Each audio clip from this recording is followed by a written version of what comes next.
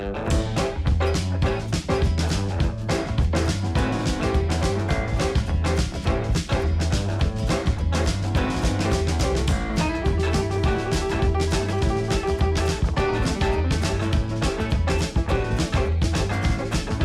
everyone, my name is Michelle. I hope you're doing well, and I am back in the fields this morning. The wind has dropped, the rain has stopped, so yeah, I've been in these fields this week. I just haven't been taking you along because of the weather. So what I want to talk about today is the Orrin Orson West case, and I want to ask a question as to whether Summers Brothers will be as important to her investigation as and when charges are made. And I do believe this case will be solved. I do believe that. I don't think it's anywhere near cold.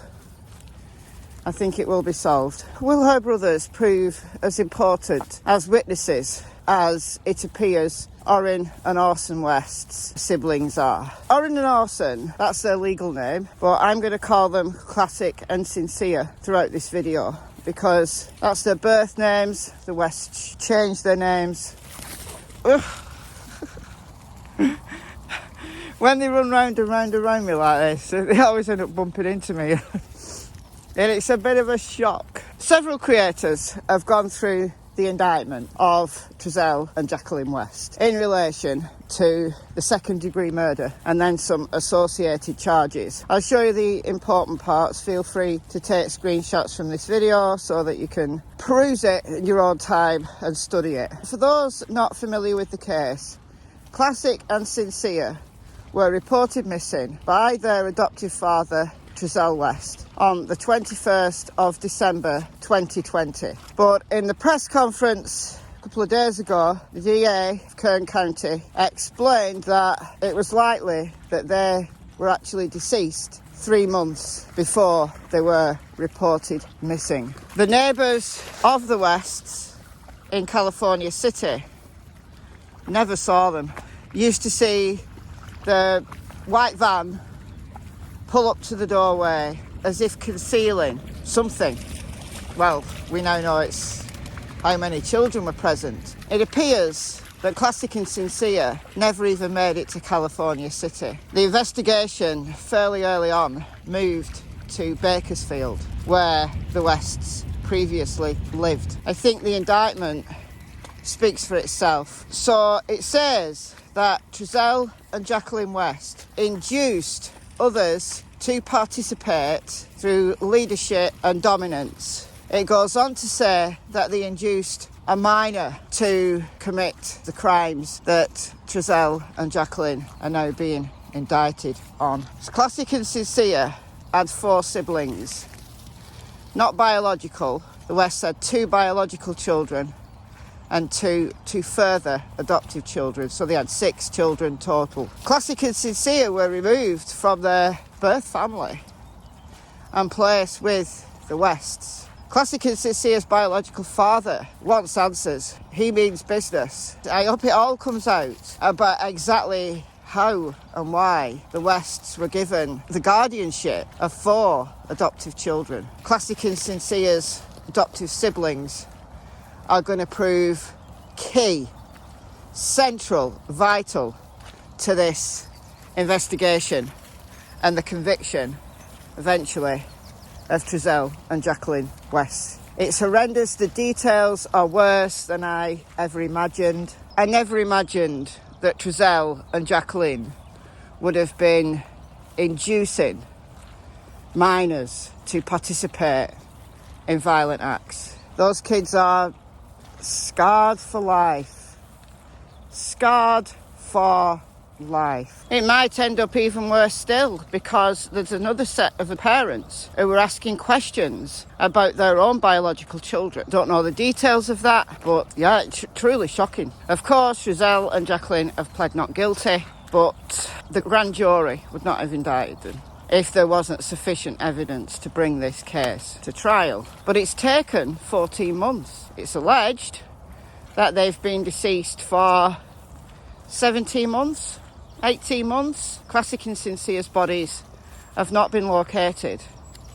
But there are many cases where homicide cases are tried successfully without a body. And it will be interesting, I mean tragic, but interesting for us as, you know, true crime aficionados to follow this case and see what parallels there are with it to the Summer Wells case. Someone in my Facebook group said that I'd find the case from 10 years ago of Elia Lunsford interesting. I'd never heard of that case, went and looked it up. In this case, a mother hit her little baby over the head. Two of the siblings were taken into the woods with little Elia's body in a hamper, and they were told to say nothing. And it's only much later that they couldn't hold that secret in any longer, and they confided. So that's how the story came to light. This is about bio children or adoptive children under the guardianship of parents who are just not fit to be given that name. So I'll be following Classic and Sincere's case right to the end. But today I want to ask the question, just like Classic and Sincere's adoptive siblings are going to prove vital, are Summer Wells' brothers going to be vital to her case? Because Candice and Grandma can't seem to get their story straight. Certainly Grandma can't. Candice has stuck to an unlikely scenario for the last almost 9 months. Talked about this in recent videos. I believe it was Don that introduced the script that Candice has stuck to. It's interesting that Candice has now come out with her own YouTube channel. She's been appearing on panels. She seems a lot more relaxed. And Grandma has given an interview now. Was the truth that Grandma didn't want to speak publicly because she knew how bad it would be for Candice? She knew how badly Don would treat Candice, and indeed herself. We have to ask that question, and I believe it's a very valid question. But they don't know that if they did speak, they wouldn't be able to keep the story straight. As I said yesterday, Grandma has told 2, possibly 3 different stories. 2 in her own words, 1 to Crime Stories Obsessed via Facebook Messenger, and 2 to Ansley Daniel from WJHL. The third is hearsay, but there is possibly 3 different stories that Grandma has told. All variations of the script, but still enough difference there to be questionable. But there are 3 other witnesses. 3 other witnesses. Summer Wells brothers, aged 12, 11 and 9 at the time of Summer's disappearance on June the 15th, 2021. The boys were taken into CPS care.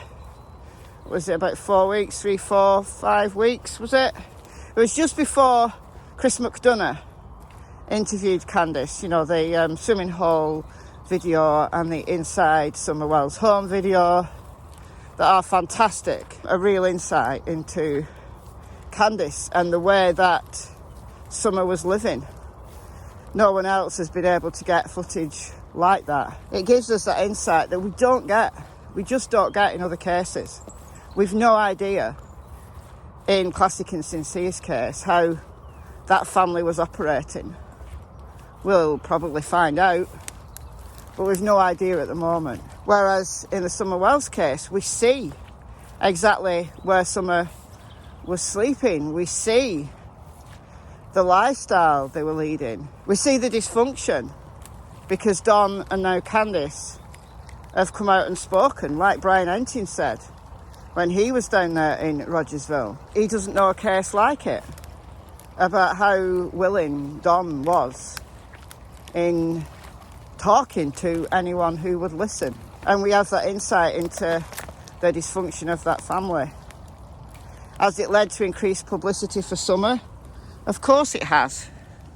How did that get there? But has it turned the public against Don, Candice and Grandma more than would have happened if they hadn't, or at least Don hadn't have spoken out from the early days, and they hadn't welcomed people like Chris into their lives. Yeah, I mean, in these kind of cases, the parents, rightly or not, always get blamed. They're the first people that law enforcement look at and try to clear. The 18 days that little Cleo Smith from Australia was missing, it was sickening to see people just castigating the parents, the bio mother and then the stepdad. It was horrible, it really was.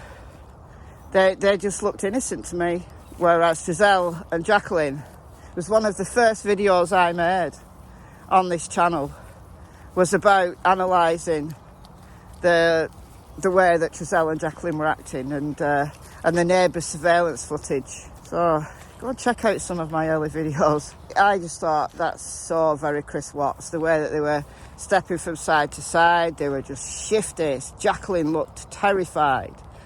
Giselle looked nervous.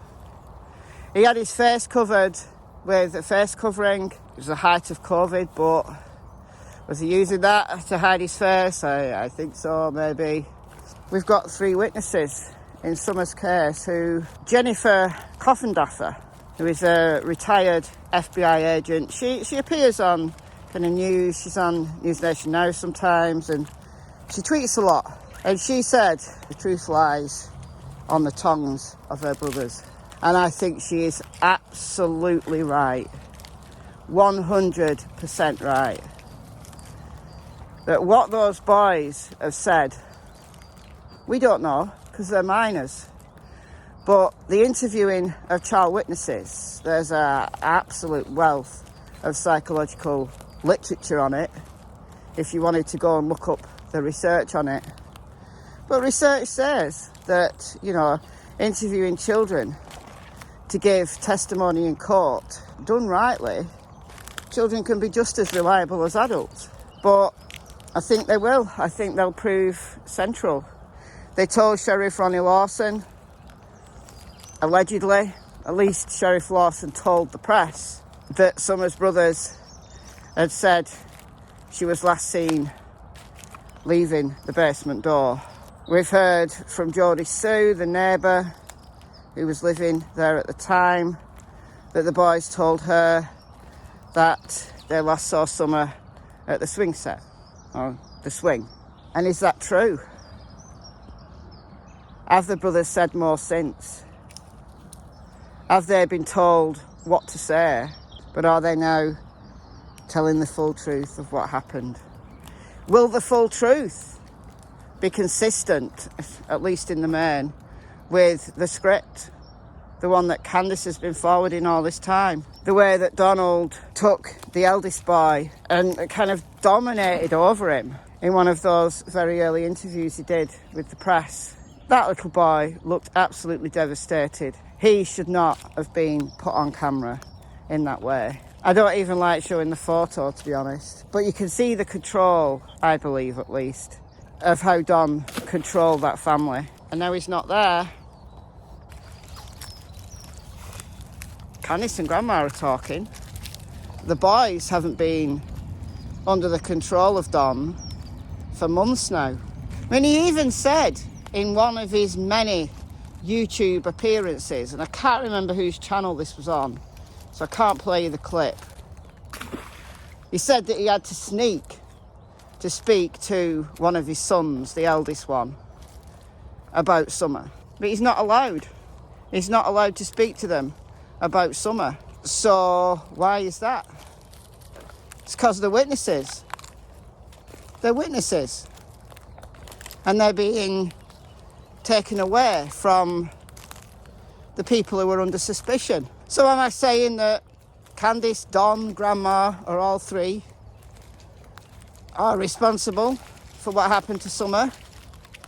I'm not saying that, but as the investigation has been ongoing and as it unfolds, I truly believe that at least Candice has far more knowledge on this And I hope to everything that is holy that we don't end up, when all of this comes out, arrests are made, I hope that we don't have a situation that's akin to Classic and Sincere's case, where the details are a whole lot more horrendous than we thought.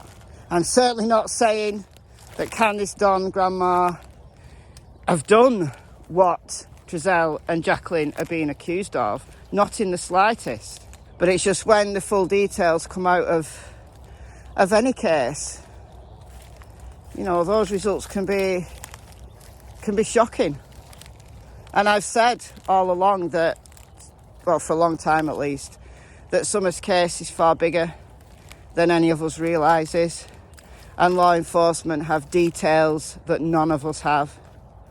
And I stand by that. But I do think that Summer's brothers are key to this entire investigation. I think they've got a lot to tell. And with experts on their side, therapeutically taking statements again and again and again, giving them care, I think they have a whole lot to tell. I agree with people who say that Summer saved her brothers, but I think the brothers could repay the favour. I think they could well possibly repay that favour by giving Summer justice. I hope so anyway. I sincerely hope so. So that's all I've got for you today. Please leave your comments, questions, etc. down below, and I'll speak to you very soon. It's goodbye from Miss Cassie Springer and Miss Tillington. Bye guys.